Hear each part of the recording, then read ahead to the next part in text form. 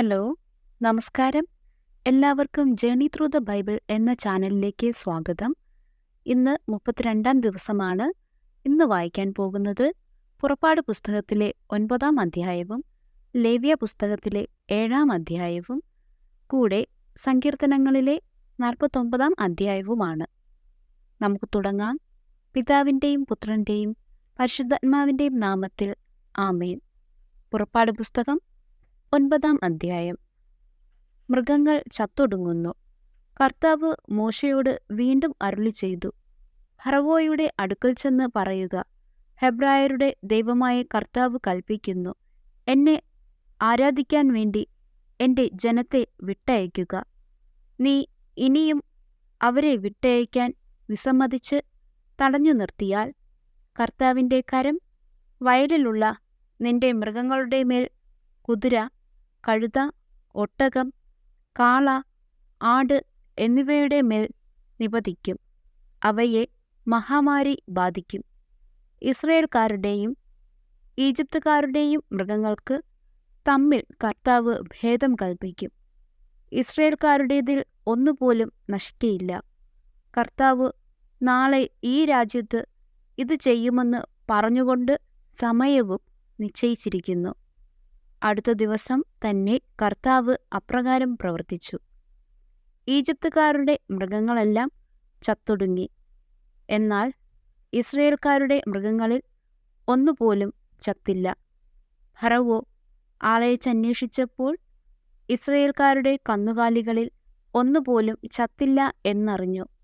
അതിനാൽ അവൻ്റെ ഹൃദയം കഠിനമായി. അവൻ ജനത്തെ വിട്ടയച്ചില്ല. വ്രണങ്ങൾ ബാധിക്കുന്നു. കർത്താവ് മോശയോടും അഹ്റോനോടും അരുളിച്ചെയ്തു, ചൂളയിൽ നിന്ന് കൈനിറയെ ചാരം വാരുക. ഫറവോ കാൺകെ മോശ അത് ആകാശത്തിലേക്ക് വിതറട്ടെ. അത് ഈജിപ്തു രാജ്യം മുഴുവൻ ധൂളിയായി വ്യാപിക്കും. അത് രാജ്യമാസകലമുള്ള മനുഷ്യരുടെയും മൃഗങ്ങളുടെയും ദേഹത്ത് പൊട്ടിയൊലിക്കുന്ന വ്രണങ്ങൾ ഉണ്ടാക്കും. അതനുസരിച്ച് അവർ ചൂളയിൽ നിന്ന് ചാരമെടുത്തുകൊണ്ട് ഫറവോയുടെ മുൻപിലെത്തി. മോശ ചാരം അന്തരീക്ഷത്തിലേക്കെറിഞ്ഞപ്പോൾ അത് മനുഷ്യരിലും മൃഗങ്ങളിലും പൊട്ടിയൊലിക്കുന്ന വ്രണങ്ങളുണ്ടാക്കി. എല്ലാ ഈജിപ്തുകാരോടുമൊപ്പം മന്ത്രവാദികളെയും വ്രണങ്ങൾ ബാധിച്ചതിനാൽ മന്ത്രവാദികൾക്ക് മോശയുടെ മുൻപിൽ നിൽക്കാൻ കഴിഞ്ഞില്ല. കർത്താവ് മോശയോട് പറഞ്ഞതുപോലെ അവിടുന്ന് ഫറവോയുടെ ഹൃദയം കഠിനമാക്കി. അവൻ അവരുടെ വാക്കു ശ്രദ്ധിച്ചില്ല. കന്മഴ വർഷിക്കുന്നു. അനന്തരം കർത്താവ് മോശയോട് കൽപ്പിച്ചു, അതിരാവിലെ എഴുന്നേറ്റ് ഫറവോയുടെ മുൻപിൽ ചെന്ന് പറയുക, ഹെബ്രായരുടെ ദൈവമായ കർത്താവ് ഇപ്രകാരം പറയുന്നു, എന്നെ ആരാധിക്കുന്നതിനു വേണ്ടി എൻ്റെ ജനത്തെ വിട്ടയയ്ക്കുക. ലോകം മുഴുവനിലും എനിക്ക് തുല്യനായി മറ്റൊരാൾ ഇല്ലെന്ന് നീ മനസ്സിലാക്കാൻ വേണ്ടി ഈ പ്രാവശ്യം എൻ്റെ മഹാമാരികളെല്ലാം നിന്റെയും സേവകരുടെയും ജനത്തിൻ്റെയും മേൽ ഞാൻ അയക്കും. ഞാൻ കരം നീട്ടി നിന്നെയും ജനത്തെയും മഹാമാരിയാൽ പ്രഹരിച്ചിരുന്നെങ്കിൽ നീ ഇതിനകം ഭൂമിയിൽ നിന്ന് തുടച്ചു നീക്കപ്പെടുമായിരുന്നു. എൻ്റെ ശക്തി നിനക്ക് കാണിച്ചു തരാനും അങ്ങനെ എൻ്റെ നാമം ലോകം മുഴുവൻ പ്രഘോഷിക്കപ്പെടാനും വേണ്ടിയാണ് ഞാൻ നിന്നെ ജീവിക്കാൻ അനുവദിച്ചത്. എൻ്റെ ജനത്തെ വിട്ടയയ്ക്കാതിരിക്കത്തക്ക വിധം നീ ഇനിയും അവരുടെ നേരെ അഹങ്കാരം പ്രകടിപ്പിക്കുമോ? ഈജിപ്തിൻ്റെ ആരംഭം മുതൽ ഇന്ന് വരെ ഉണ്ടായിട്ടില്ലാത്ത വിധം കഠിനമായ കന്മഴ നാളെ ഈ സമയത്ത് ഞാൻ വർഷിക്കും. ആകയാൽ ഉടനെ ആളയച്ച് കന്നുകാലികളടക്കം വയലിലുള്ളവയെ എല്ലാം സുരക്ഷിത സ്ഥാനങ്ങളിലെത്തിക്കുക. എന്തെന്നാൽ വീട്ടിലെത്തിക്കാതെ വയലിൽ നിൽക്കുന്ന സകല മനുഷ്യരുടെയും മൃഗങ്ങളുടെയും മേൽ കന്മഴ പെയ്യുകയും അവയെല്ലാം ചത്തുപോവുകയും ചെയ്യും. ഫറവോയുടെ സേവകരിൽ കർത്താവിൻ്റെ വാക്കിനെ ഭയപ്പെട്ടവർ തങ്ങളുടെ ദാസരെയും മൃഗങ്ങളെയും വേഗം വീടുകളിലെത്തിച്ചു. എന്നാൽ കർത്താവിൻ്റെ വാക്കിനെ ഗൗനിക്കാതിരുന്നവർ തങ്ങളുടെ ദാസരെയും മൃഗങ്ങളെയും വയലിൽ തന്നെ നിർത്തി. കർത്താവ് മോശയോട് അരുളിച്ചെയ്തു, നിന്റെ കൈ ആകാശത്തിലേക്ക് നീട്ടുക. ഈജിപ്തു രാജ്യത്തെങ്ങുമുള്ള മനുഷ്യരുടെയും മൃഗങ്ങളുടെയും വയലിലെ ചെടികളുടെയും മേൽ കന്മഴ പെയ്യട്ടെ. മോശ തൻ്റെ വടി ആകാശത്തേക്ക് നീട്ടി. കർത്താവ് ഇടിയും കന്മഴയും അയച്ചു. മിന്നൽ പിണരുകൾ ഭൂമിയിലേക്ക് പാഞ്ഞിറങ്ങി. കർത്താവ് ഈജിപ്തിൽ കന്മഴ പെയ്യിച്ചു. ഈജിപ്തുകാർ ഒരു ജനമായി രൂപം കൊണ്ട ശേഷം ഒരിക്കലും ഉണ്ടായിട്ടില്ലാത്ത വിധം മിന്നൽ പിണരുകൾ ഇടകലർന്ന ശക്തമായ കന്മഴ വർഷിച്ചു. അത് ഈജിപ്തിലെ വയലുകളിലുണ്ടായിരുന്ന മനുഷ്യരെയും മൃഗങ്ങളെയുമെല്ലാം നശിപ്പിച്ചു. അവിടെ ഉണ്ടായിരുന്ന ചെടികളെയും വൻമരങ്ങളെയും നിശ്ശേഷം തകർത്തു കളഞ്ഞു. ഇസ്രയേൽക്കാർ വസിച്ചിരുന്ന ഗോഷനിൽ മാത്രം കന്മഴ പെയ്തില്ല. ഫറവോ മോശയെയും അഹരോനെയും ആളയച്ചു വരുത്തി പറഞ്ഞു, ഇപ്രാവശ്യം ഞാൻ തെറ്റ് ചെയ്തിരിക്കുന്നു. കർത്താവ് നീതിമാനാണ്, ഞാനും എൻ്റെ ജനവും തെറ്റുകാരാണ്. ഇടിമുഴക്കത്തിനും കന്മഴയ്ക്കും അറുതി വരാൻ വേണ്ടി നിങ്ങൾ കർത്താവിനോട് പ്രാർത്ഥിക്കുവിൻ. ഞാൻ നിങ്ങളെ വിട്ടയക്കാം. ഇനി നിങ്ങൾ അല്പം പോലും വൈകണ്ട. മോശ അവനോട് പറഞ്ഞു, ഞാൻ പട്ടണത്തിൽ നിന്ന് പുറത്തു കടന്നാലുടൻ കർത്താവിൻ്റെ നേർക്ക് കൈകൾ വിരിച്ച് പ്രാർത്ഥിക്കാം. അപ്പോൾ ഇടിമുഴക്കം അവസാനിക്കുകയും കന്മഴ നിലയ്ക്കുകയും ചെയ്യും. അങ്ങനെ ഭൂമി മുഴുവൻ കർത്താവിൻ്റേതാണെന്ന് നീ ഗ്രഹിക്കും. എന്നാൽ നീയും സേവകരും ദൈവമായ കർത്താവിനെ ഇപ്പോഴും ഭയപ്പെടുന്നില്ലെന്ന് എനിക്കറിയാം. കതിരിട്ട ബാർലിയും പുഷ്പിച്ച ചണവും നശിപ്പിക്കപ്പെട്ടു, എന്നാൽ ഗോതമ്പിനങ്ങളിലൊന്നും നശിപ്പിച്ചില്ല, കാരണം അവ വളർച്ച പ്രാപിച്ചിരുന്നില്ല. മോശ ഫറവോയുടെ അടുക്കൽ നിന്ന് പുറപ്പെട്ട് പട്ടണത്തിന് വെളിയിലേക്ക് പോയി കർത്താവിൻ്റെ നേർക്ക് കൈകൾ വിരിച്ച് പ്രാർത്ഥിച്ചു. ഉടനെ ഇടിമുഴക്കവും കന്മഴയും നിലച്ചു. അതിനുശേഷം മഴ പെയ്തില്ല. മഴയും കന്മഴയും ഇടിമുഴക്കവും പൂർണ്ണമായി നിലച്ചെന്ന് ഫറവോ കണ്ടപ്പോൾ അവനും സേവകരും വീണ്ടും പാപം ചെയ്യുകയും കഠിനഹൃദയരാവുകയും ചെയ്തു. കർത്താവ് മോശയോട് പറഞ്ഞതുപോലെ ഫറവോയുടെ ഹൃദയം കഠിനമായി.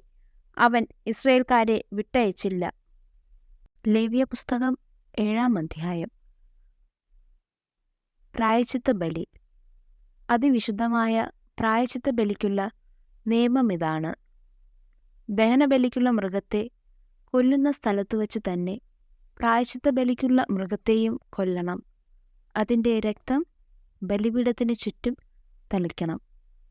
അതിൻ്റെ മേധസ്സ് മുഴുവനും ആന്തരികാവയവങ്ങളെ പൊതിഞ്ഞിരിക്കുന്നതും അരക്കെട്ടിനോട് ചേർന്നുള്ള വൃക്കകളുള്ളതും ഇരുവൃക്കകളും കൊഴുത്ത വാലും കരളിന്മേലുള്ള നെയ് വലയും എടുക്കണം. പുരോഹിതൻ അവ കർത്താവിൻ്റെ ബലിപീഠത്തിൽ വച്ച് ദഹിപ്പിക്കണം. ഇത് പ്രായശ്ചിത്ത ബലിയാണ്. പുരോഹിത വംശത്തിൽപ്പെട്ട എല്ലാ പുരുഷന്മാർക്കും അത് ഭക്ഷിക്കാം. വിശുദ്ധ സ്ഥലത്ത് വച്ച് വേണം അത് ഭക്ഷിക്കാൻ. അത് അതിവിശുദ്ധമാണ്. പ്രായശ്ചിത്ത ബലി പാപപരിഹാര ബലി പോലെ തന്നെയാണ്. അവയുടെ നിയമവും ഒന്നുതന്നെ.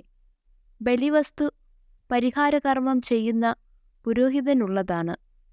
ആർക്കെങ്കിലും വേണ്ടി ദഹനബലിയായി അർപ്പിക്കപ്പെടുന്ന മൃഗത്തിൻ്റെ തുകൽ ബലിയർപ്പിക്കുന്ന പുരോഹിതനുള്ളതാണ്.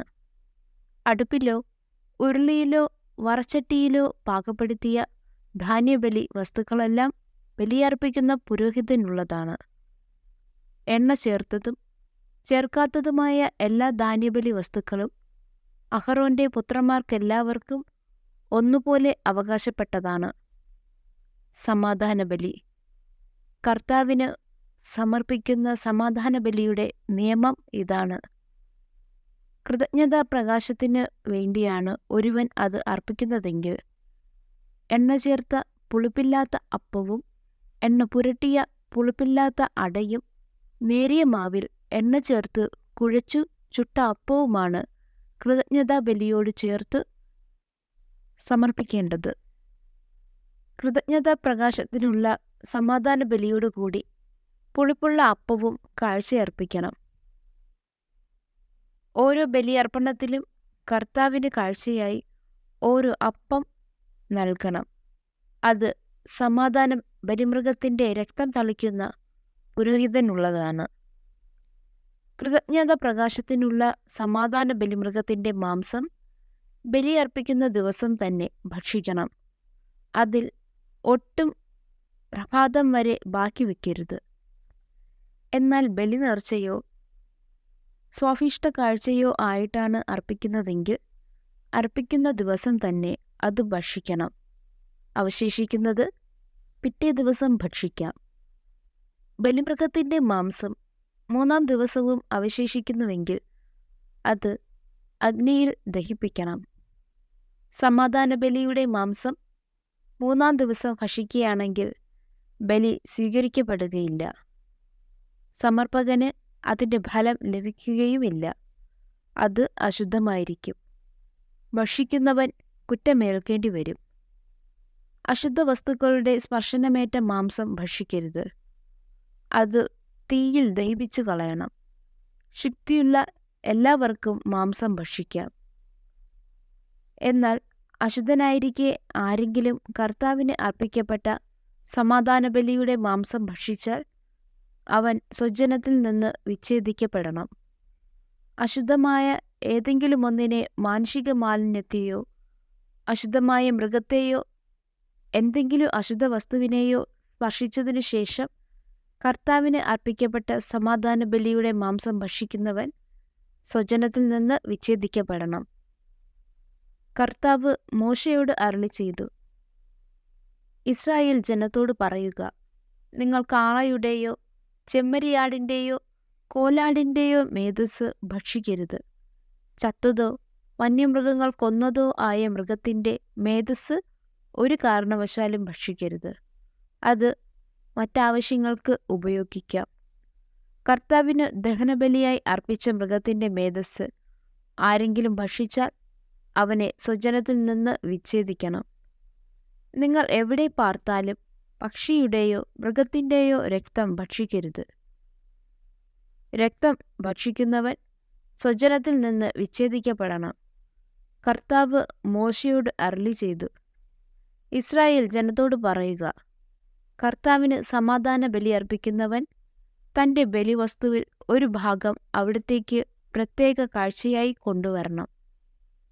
കർത്താവിനുള്ള ദഹനബലി വസ്തുക്കൾ സ്വന്തം കൈകളിൽ തന്നെ അവൻ കൊണ്ടുവരട്ടെ. ബലിമൃഗത്തിൻ്റെ നെഞ്ചോടൊപ്പം മേധസ്സും കൊണ്ടുവരണം. നെഞ്ച് അവിടത്തെ മുമ്പിൽ നീരാജനം ചെയ്യണം. മേധസ് പുരോഹിതൻ ബലിപീഠത്തിൽ വച്ച് ദഹിപ്പിക്കണം. എന്നാൽ നെഞ്ച് അഹ്റോനും പുത്രന്മാർക്കുമുള്ളതാണ്. സമാധാന ബലിക്കുള്ള മൃഗത്തിൻ്റെ വലത്തെ കുറുക്ക് പ്രത്യേക കാഴ്ചയായി പുരോഹിതന് നൽകണം. വലത്തെ കുറുക്ക് സമാധാന ബലിയുടെ രക്തവും മേധസ്സും അർപ്പിക്കുന്ന അഹ്റോന്റെ പുത്രനുള്ളതാണ്. നീരാജനം ചെയ്ത നെഞ്ചും അർപ്പിച്ച കുറുക്കും ഇസ്രായേൽ ജനത്തിൽ നിന്നുള്ള ശാശ്വതാവകാശമായി സമാധാന ബലിയിൽ നിന്ന് അഹ്റോനും പുത്രന്മാർക്കും ഞാൻ നൽകിയിരിക്കുന്നു. അഹ്റോനും പുത്രന്മാരും കർത്താവിൻ്റെ പുരോഹിതരായി ശുശ്രൂഷ ചെയ്യാൻ അഭിഷിക്തരായ ദിവസം അവിടുത്തെ ദഹനബലികളിൽ നിന്ന് അവർക്ക് ലഭിച്ച ഓഹരിയാണിത്. ഇത് അവർക്ക് നൽകണമെന്ന് അവരുടെ അഭിഷേക ദിവസം കർത്താവ് ഇസ്രായേൽ ജനത്തോട് കൽപ്പിച്ചിട്ടുണ്ട്. ഇത് തലമുറതോറും അവരുടെ ശാശ്വതാവകാശമാണ്. ദഹനബലി, ധാന്യബലി, പാപപരിഹാര ബലി, പ്രായശ്ചിത്ത ബലി, സമാധാന ബലി, അഭിഷേകം എന്നിവ സംബന്ധിച്ചുള്ള നിയമമാണിത്. സീനായ് മരുഭൂമിയിൽ വച്ച് തനിക്ക് ബലികൾ അർപ്പിക്കണമെന്ന് ഇസ്രായേൽക്കാരോട് കൽപ്പിച്ച നാളിലാണ് സീനായ് മലയിൽ വച്ച് കർത്താവ് മോശയോട് ഇങ്ങനെ ആജ്ഞാപിച്ചത്. സങ്കീർത്തനങ്ങൾ 49-ാം അധ്യായം. സമ്പത്തിൻ്റെ നശ്വരത. ജനതകളെ ശ്രദ്ധിക്കുവിൻ, ഭൂവാസികളെ ചെവിയോർക്കുവിൻ. എളിയവരും ഉന്നതരും ധനികരും ദരിദ്രരും ഒന്നുപോലെ കേൾക്കട്ടെ. എൻ്റെ അധരങ്ങൾ ജ്ഞാനം പ്രഘോഷിക്കും, എൻ്റെ ഹൃദയം വിവേകം മന്ത്രിക്കും. സുഭാഷിതത്തിന് ഞാൻ ചെവിയാചിക്കും. കിന്നരനാദത്തോടെ ഞാൻ എൻ്റെ കടംകഥയുടെ പൊരുൾ തിരിയും. എന്നെ പീഡിപ്പിക്കുന്നവരുടെ ദുഷ്ടത എന്നെ വലയം ചെയ്യുന്നു. ക്ലേശകാലങ്ങളിൽ ഞാൻ എന്തിനും ഭയപ്പെടണം?